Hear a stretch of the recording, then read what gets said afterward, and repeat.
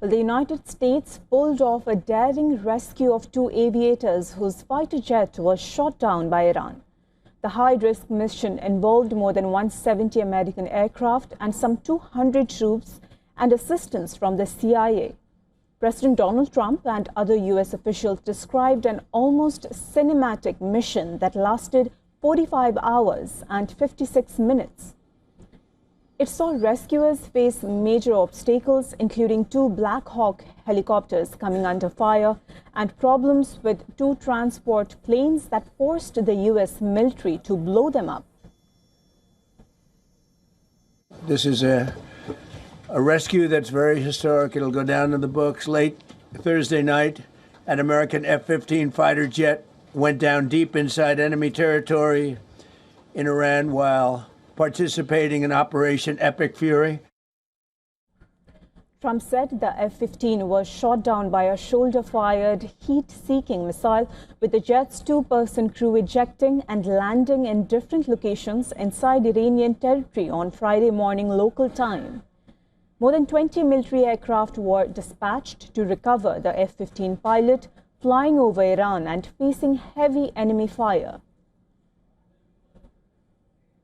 Within hours, our armed forces deployed 21 military aircraft into hostile airspace, many flying at very low altitude, being shot by bullets.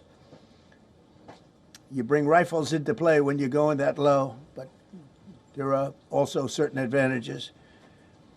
And in broad daylight over Iran for 7 hours, at times facing very, very heavy enemy fire. We have a helicopter that's got a lot of bullets in it. General Dan Kane, the top U.S. military officer, said these forces penetrated enemy territory in broad daylight to find, fix and recover the pilot.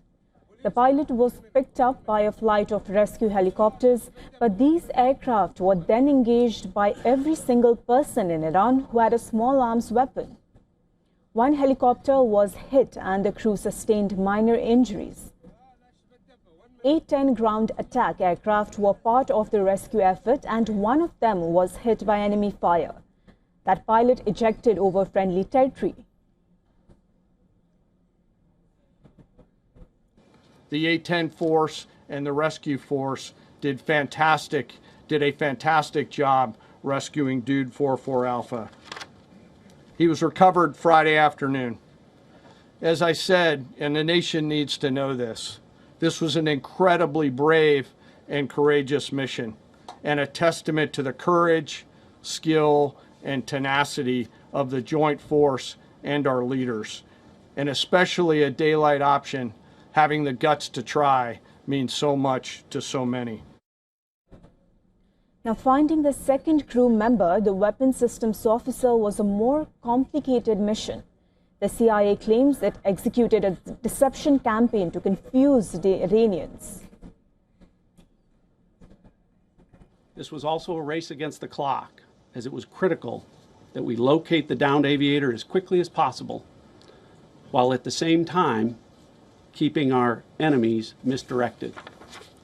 For that reason, in addition to the human and technical assets deployed by the President to find our airmen, CIA executed a deception campaign to confuse the Iranians, who were desperately hunting for our airmen.